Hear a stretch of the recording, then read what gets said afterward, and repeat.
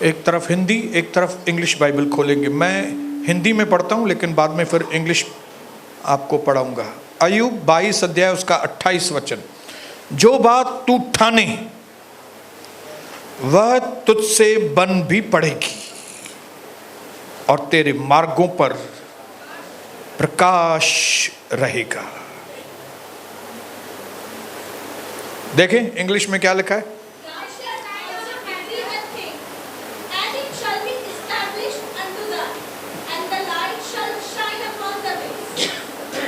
जिस बात का तू फैसला करे वो बात होकर ही रहेगी, और अगर तुमने फैसला किया है तो न सिर्फ वो बात होकर रहेगी, लेकिन तेरे रास्तों पर वो प्रकाश के जैसे आएगी। एक और ट्रांसलेशन है, मैंने खास लिखा है यहां पे, किंग जेम्स वर्जन में लिखा है, you will also decree a thing. तुम एक चीज का ऐलान करोगे, या तो तुम जो चीज का ऐलान करोगे, and it shall be established for you, वो चीज तेरे लिए हो ही जाएगी।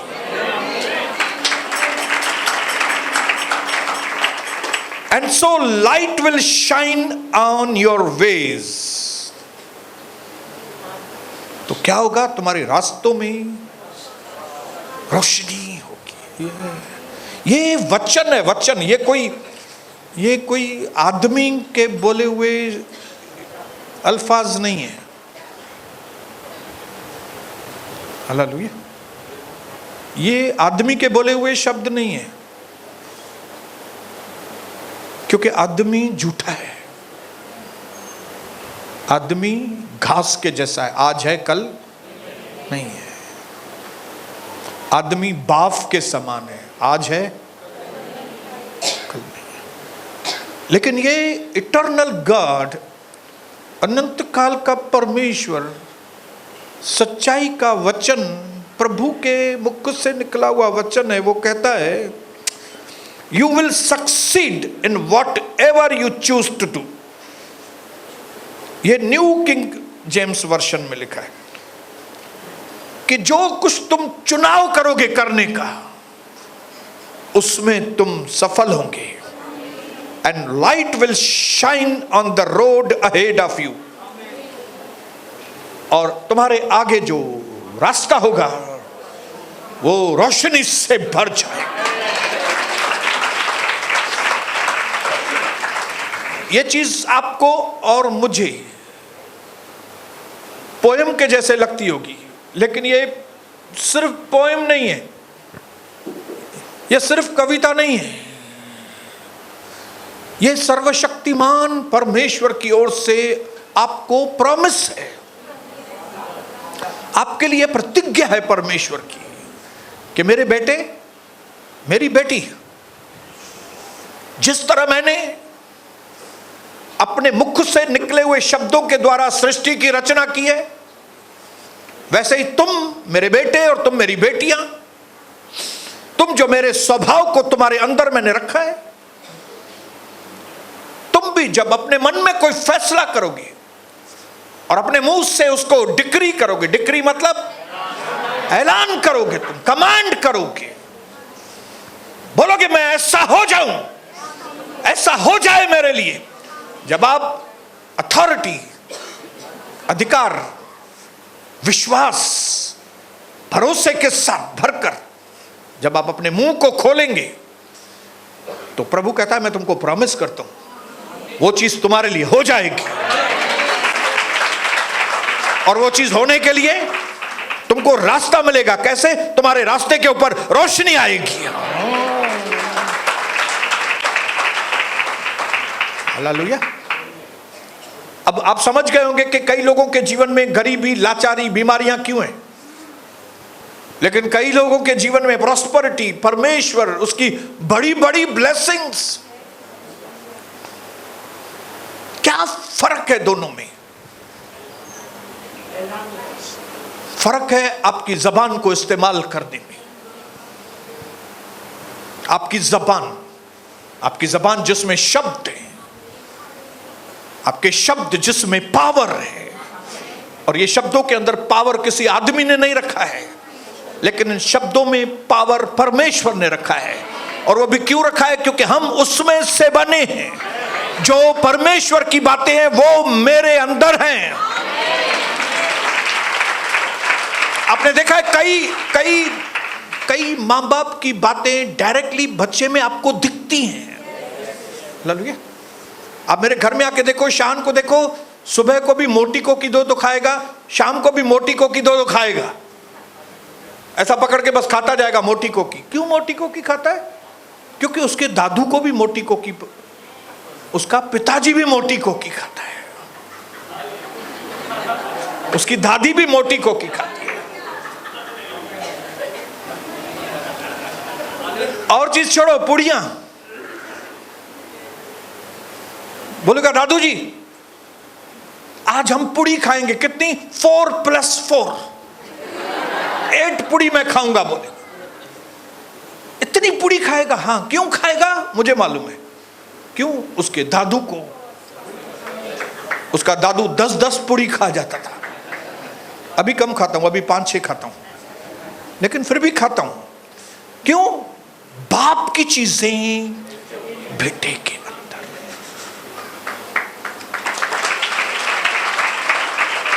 तो अगर यूहन्ना की किताब में लिखा है 1:12 में कि विश्वास के द्वारा, कैसे?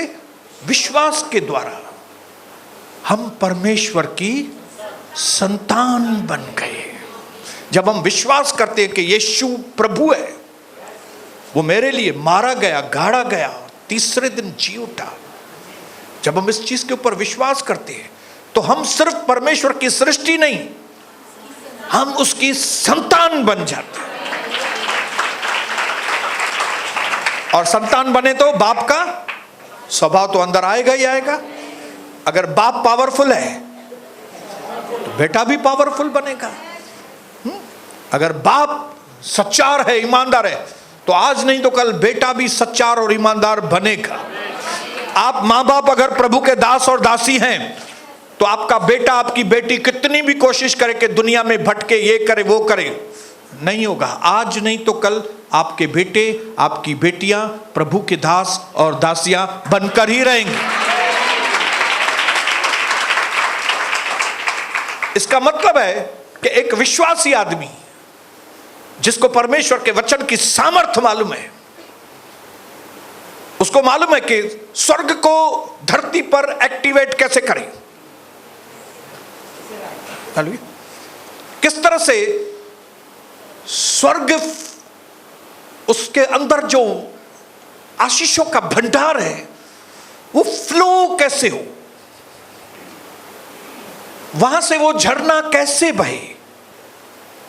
आपको और मुझे मालूम होना चाहिए, आपको और मुझे मालूम होना चाहिए कि जब हम बोलेंगे स्वर्ग एक्टिवेट होता है। और ये वो स्कूल है जहां पे आपको जबान चलाना सिखाते हैं, जबान बंद करना सिखाते हैं। हालेलुया। पिछली मीटिंग में परमेश्वर के वचन ने हमको सिखाया जबान कैसे बंद करें, लेकिन आज प्रभु सिखाएगा अपनी जबान कैसे खोलें। हालेलुया, बोलिए हालेलुया। एक और बात बताऊं, एक जगह लिखा है मूढ़ को, पागल आदमी को उसके पागल के अनुसार जवाब नहीं देना। क्या लिखा है?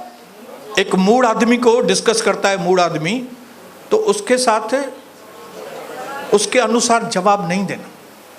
लेकिन फिर उसके बाद लिखा है मूढ़ को उसकी मूढ़ता के अनुसार जवाब देना। अरे यार प्रभु, उधर ही बोलते हो आप जवाब दो, फिर आप उधर ही बोलते हो जवाब नहीं दो, ये क्या माजरा है? प्रभु कहता है ये हालातों के ऊपर और पगलों के ऊपर डिपेंड है। इस दुनिया में 2 किस्म के पगले हैं। एक पगले हैं जिनके सामने हमको बात करनी है, एक पगले ऐसे हैं जिनके सामने हमको चुप बैठना है। अभी आप बोलेंगे कैसे? वो पवित्र आत्मा आपको बताएगा कौन से पगले के आगे बोलना है, कौन से पगले के आगे नहीं बोलना है। ये बाइबल का जो वचन है ना, ये दुनिया के दूसरे सारे ग्रंथों से अलग है। आप मानो मैं तो किसको ग्रंथ मानता ही नहीं हूं, मैं खाली इसको मानता हूं। मतलब ये सच्चा ग्रंथ है, सच्ची पॉलिटिक्स। ये धार्मिक किताब नहीं है, मैंने पहले भी आपको बताया, ये धार्मिक किताब नहीं है। ये राजनीति कैसे करे, राजनीति किताब है ये। इसमें एक राजा है, वो समझाता है आपको कि राजकरण कैसे करे। हालेलुया। एक राजा है इसमें जिसका नाम यीशु मसीह है। स्वर्ग में उसका राज्य है और वो चाहता है जो स्वर्ग में उसका राज्य है वो धरती पे भी आए, और वो राजनीति करना हमको सिखाता है पवित्र आत्मा के द्वारा, ताकि वो जो स्वर्ग में उसका राज्य हमारे द्वारा पृथ्वी पर उसका राज्य आए।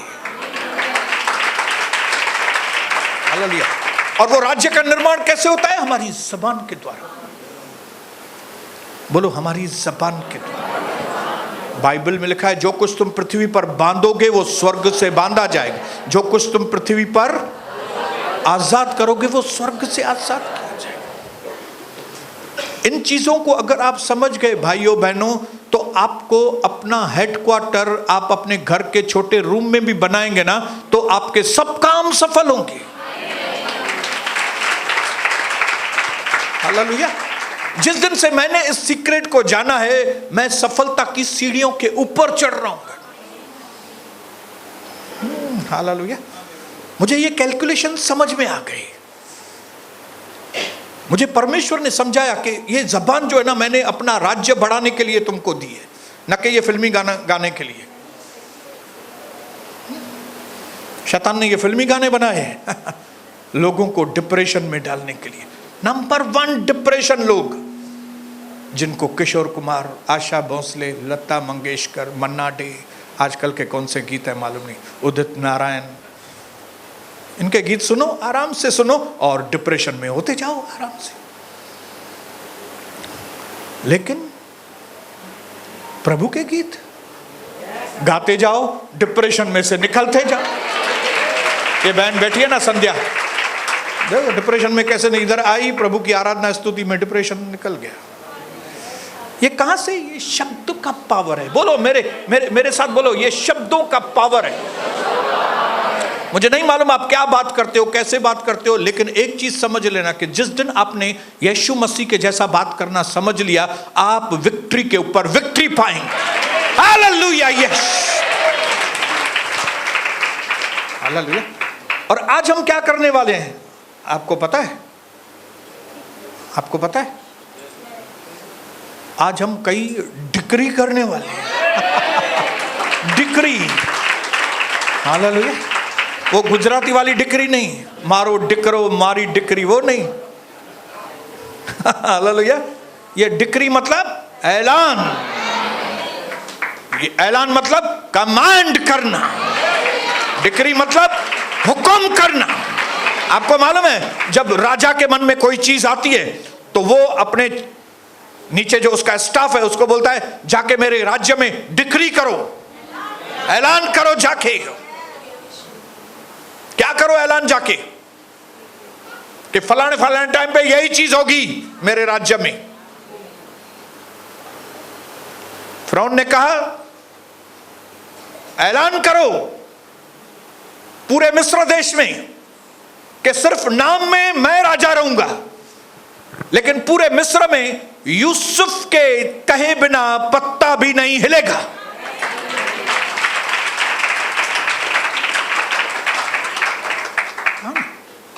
पूरा मिस्र, पूरा इजिप्ट देश यूसुफ के आगे झुक गया। क्यों? राजा ने डिक्री की। राजा ने, आपको मालूम है यहां कौन बैठे? राजा और रानियां बैठी है।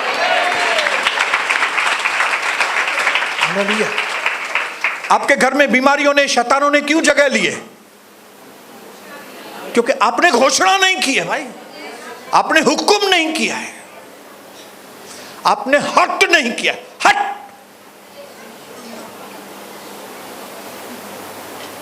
जिस दिन आप हट करना सीखेंगे, घर के आसपास के कुत्ते भाग जाएंगे। जिस दिन आप हट करना सीखेंगे, मच्छर भाग जाएंगे। और ये स्कूल है जहां पे आपके जबान को ट्रेनिंग दिया जाता है। ये स्कूल है जहां पे आपको परमेश्वर की जबान की ट्रेनिंग दी जाती है। ये स्कूल है जहां पे आपको बताया जाता है कि ये शब्द ईश्वर के शब्द हैं और ये शब्द शैतान के शब्द हैं। इसके लिए आप चूज करो कि मैं अपने मुख को जब भी मैं खोलूं तो मेरे मुंह से ईश्वर के शब्द मेरे मुंह से।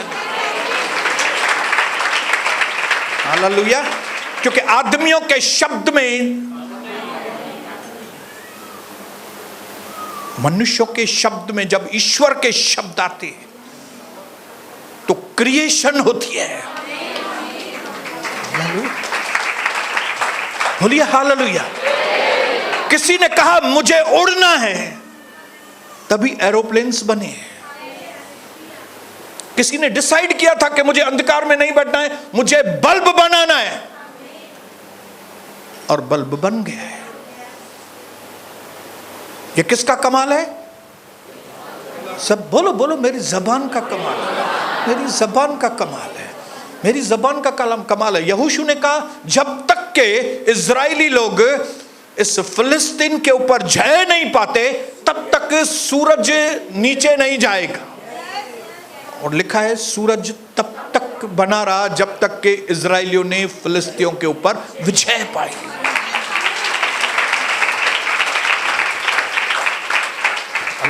एलिया ने कहा जब तक मैं नहीं बोलूंगा बारिश नहीं होगी। लोग इसको कुछ भी समझते होंगे ये बात को, लेकिन मुझे मालूम है, मैंने ऐलान किया था मेरे दुश्मन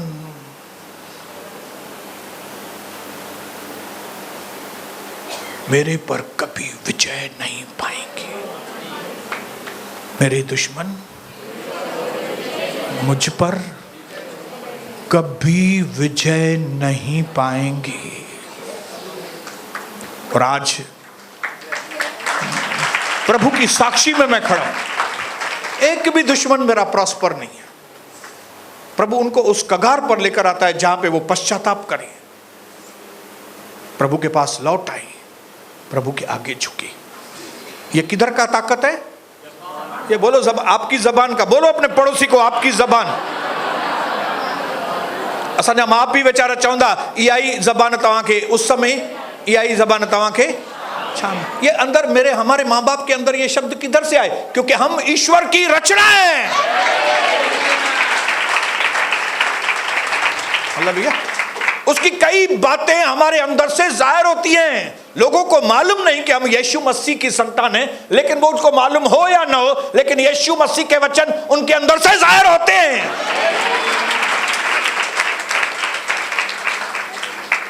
और आज हम यहां पे मैंने लिख के आया हूं,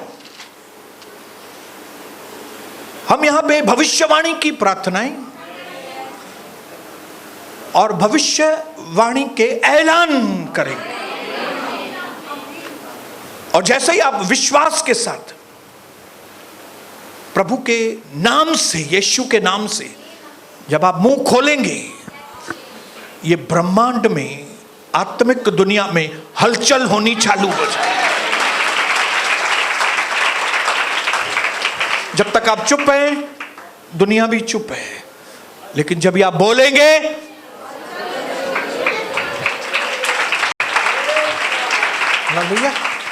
प्रार्थना घर में जब यीशु मसीह आए, तब दुष्ट आत्मा ने उस व्यक्ति से कहा, आप हमको समय से पहले निकालने के लिए क्यों आए? क्योंकि वचन में लिखा है कि यीशु मसीह ने अपना मुंह खोल के कहा था, इसके अंदर से निकल।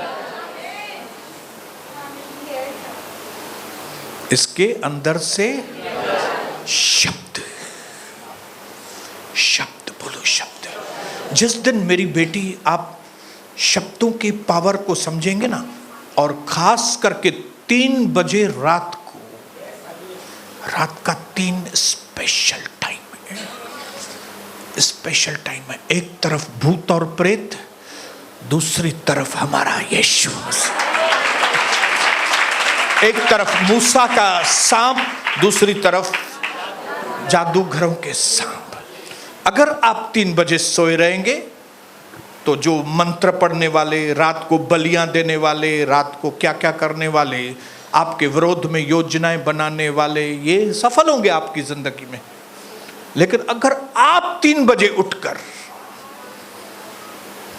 ऐलान करेंगे, प्रभु के वचन का ऐलान करेंगे, जहां पे बीमारी है वहां पे चंगाई का ऐलान करेंगे, जहां पे असफलता है आपके जीवन में वहां पे जब सफलता का ऐलान करेंगे, जहां पे आप गिरे हैं वहां पे उठने का ऐलान करेंगे, जहां पे कमी घटी है वहां पे भरपूरी का ऐलान करेंगे, तो आत्मिक दुनिया में भूचाल आता है। और मैं चाहता हूं आपके द्वारा उल्लासनगर में, महाराष्ट्र में, इंडिया में, दुनिया भर में भूचाल आए। और ये कभी होगा? ज़बान खोलेंगे, और वो भी कौन से टाइम पे? 3 बजे। क्यों? क्योंकि 3 बजे का वक्त हम विश्वासियों का स्पेशल वक्त है। इस दुनिया में वक्त की बहुत वैल्यू है। जब डॉक्टर कोई अपॉइंटमेंट देता है तो हम उसको ये नहीं बोलते आप ये कौन सी अपॉइंटमेंट आप दे रहे हो, वो डॉक्टर का टाइमिंग है और हमको उसके टाइमिंग पे पहुंचना होता है। और ये जो चौथा पहर है, रात का आखिरी पहर जो है, ये बहुत इंपॉर्टेंट पहर है, क्योंकि यहां से रोशनी की फिर उसके बाद शुरुआत होती है। जैसे ही 5 पूरे हुए, 3 से 5 पूरे हुए, 5:30 हुए, 5:45 हुए, रोशनी बादलों पे दिखनी चालू हो जाती है। तो जब हम रोशनी के आने से पहले रोशनी बोलते हैं तो आप सोचिए रोशनी के ऊपर रोशनी आ जाती है हमारे। हालेलुया। इसके लिए बेवकूफ है वे लोग जो वचन सुनने के बाद भी 3 बजे सोते रहते हैं।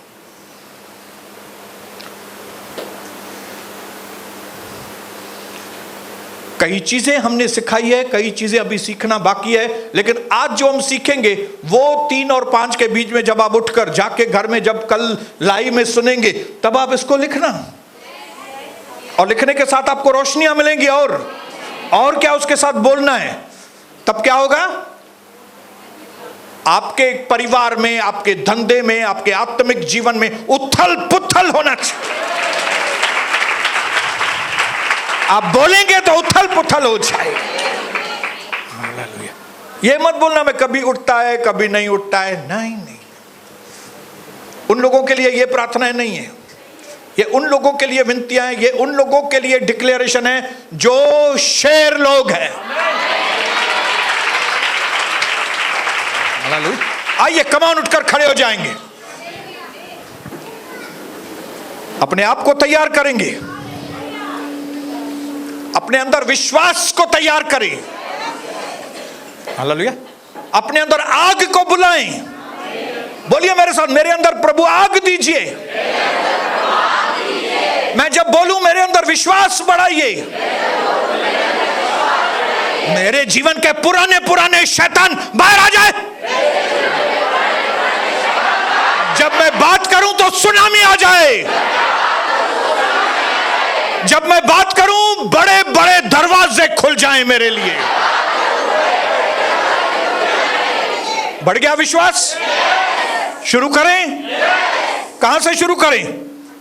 बोलो अपनी जबान से शुरू करेंगे। कम ऑन, मेरे साथ बोलेंगे। कम ऑन, आओ, बोलो आओ। विश्वास के साथ हम यीशु मसीह के चरणों के पास आते हैं। हम मिलकर प्रभु उस परमेश्वर के आगे जिसका सामर्थ पृथ्वी के एक छोर से दूसरे छोर तक आता है, जिसकी अग्नि पूरब से लेके पश्चिम तक उत्तर से लेके दक्षिण तक जाती है। उस महान यीशु के नाम से आपके चरणों के पास हम आते हैं। हमारे यहोवा प्रभु, आप महान हैं, आपके जैसा कोई दूसरा नहीं।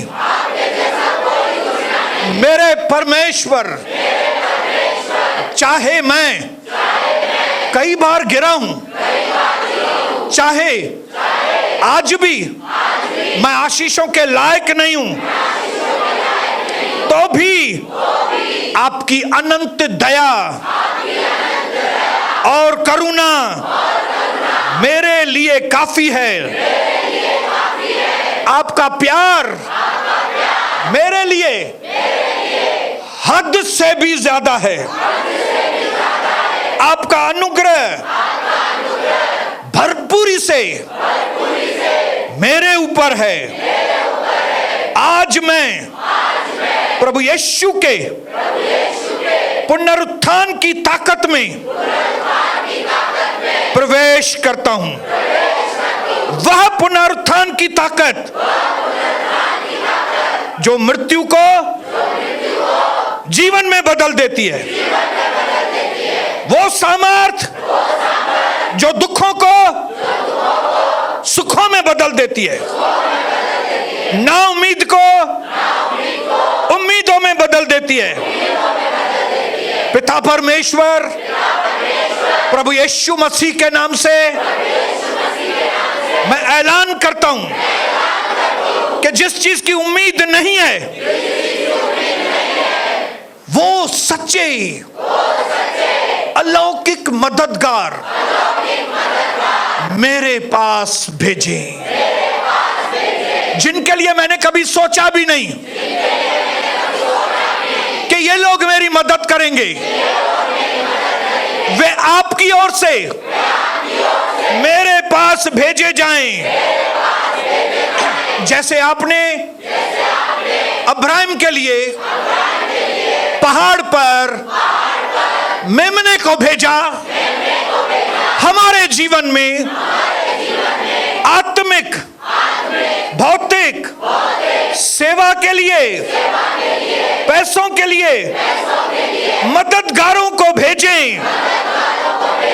ये मददगार मेरे जिंदगी की गवाहियों को मजबूत करने में मेरी मदद करें। आपने इजराइलियों के लिए जंगल में भी आसमान से मन्ना भेजा, वैसे ही जिन लोगों की मुझे कतई उम्मीद नहीं थी, वे आपने मेरे मदद के लिए रखे हैं। बड़े झुंड के रूप में मेरे पास मददगार आ जाएं। आपके अद्भुत उपाय से, आपकी ओर से, पूरब से, पश्चिम से, उत्तर से, दक्षिण से मेरे पास मददगार भेजे जाएं। मुझे जिन मददगारों की जरूरत है, वे मुझे ढूंढते हुए मेरे पास आएं।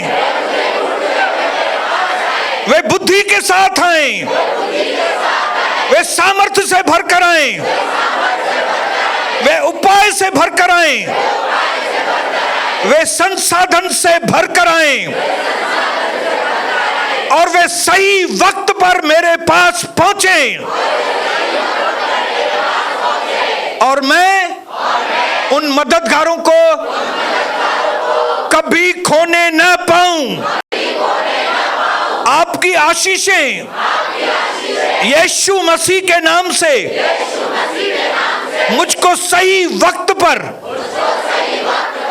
ढूंढ कर मेरे पास आएं। आशीषें आकर मुझको पकड़ें। आपका फेवर मुझ पर हो, देरी न हो। सारी आशीषें समय पर मेरे पास आएं। रुकावटें दूर हो, शैतान की जड़ें नाश हो। प्रभु यीशु मसीह के नाम से हर एक रुकावट को मैं तोड़ता हूं। प्रभु यीशु मसीह के नाम से। और मैं अपने जीवन की सभी गवाहियों को पाकर ही रहूंगा।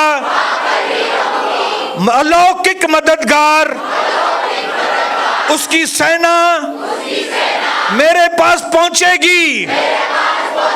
यहोवा परमेश्वर ऐसे मददगार जिनके बारे में कभी मैंने सुना नहीं, देखा नहीं, सोचा नहीं, वे आकर मुझसे मिलेंगे, क्योंकि यह सीजन मेरा है। मेरी मदद आ चुकी है, मैं उसको ले लेता हूं। अचानक, अनपेक्षित, अप्रत्याशित, अभूतपूर्व, बेमिसाल, अनोखे, समझने से भी बाहर, उम्मीद से भी बाहर वाले लोग आकर मेरी मदद करेंगे। मुझे ढूंढते ढूंढते मेरे पास आएंगे, क्योंकि आप उनको भेजेंगे, क्योंकि आपने उनको भेज दिया है। धन्यवाद के साथ यीशु मसीह के नाम में आमीन, आमीन। ये हो गई मेरे भाइयों, ये हो गई मददगारों के आने की ऐलान। जितने लोग भी मददगारों का इंतजार कर रहे हैं, क्योंकि प्रभु मदद भेजता है लेकिन आदमी के हाथ से भेजता है। नींदो हुआ पर कंहिंजे हथां नींदो। हालेलुया। ये जो दूसरा ऐलान हम लोग करने के लिए जा रहे हैं, वो हमारे जीवन में विक्ट्री के लिए है।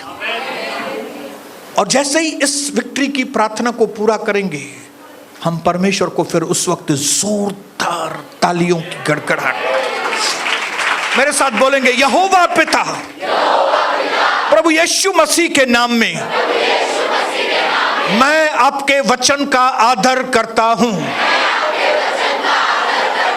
आपके वचन का अधिकार मैं ले लेता हूं और मैं कबूल करता हूं। आपका वचन सच्चा है। यशाया 42:13 में आपके लिए लिखा है, आप एक महान योद्धा हैं और शत्रुओं के ऊपर आपने विजय पाई है। आप वीर योद्धा हैं। आज मैं अपनी आवाज मेरे हर एक दुश्मन के विरोध में उठाता हूं। जो भी दुश्मन मेरे विरोध में सोचते हैं, युक्तियां बनाते हैं, मेरा नुकसान करना चाहते हैं, मुझ पर जादू टोना करना चाहते हैं, आज मैं अपनी आवाज उनके विरोध में उठाता हूं। मैं बोलता हूं, यहोवा मेरा योद्धा है। मैं यीशु के नाम से उसको पुकारता हूं।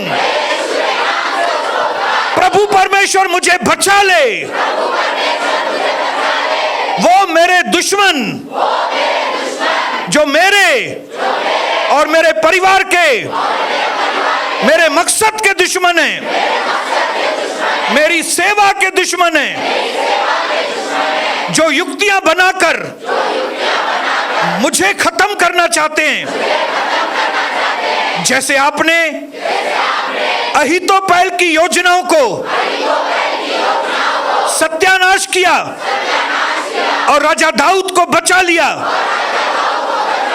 और बड़ी विजय दी, वैसे ही मेरे इन दुश्मनों को उनके बीच में बड़ी गड़बड़ी पैदा हो,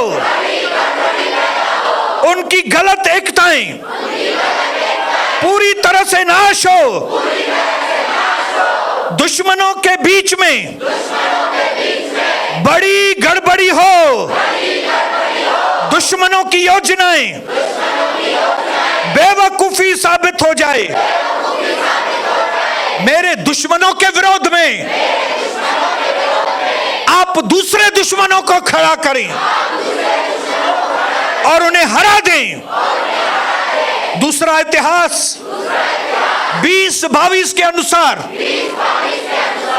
प्रभु परमेश्वर आप हमारे दुश्मनों पर आप घात लगा के बैठते हैं। हमारे दुश्मन हार जाएं। उठिए हमारे प्रभु, ताकि मेरे प्राण के दुश्मन तितर बितर हो जाएं। जिन्होंने मेरे लिए खड्डा खोदा है वे खुद उन खड्डों में गिर जाएं। मेरे दुश्मन एक दूसरे के दुश्मन हो जाएं। ऐसे ही वे सब हार जाएं। प्रभु परमेश्वर, मैं यीशु मसीह के नाम से ऐलान करता हूं,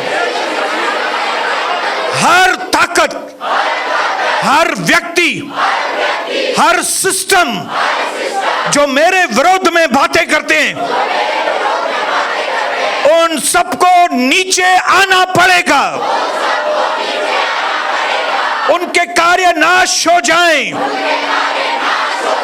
यशाया 66:6 के अनुसार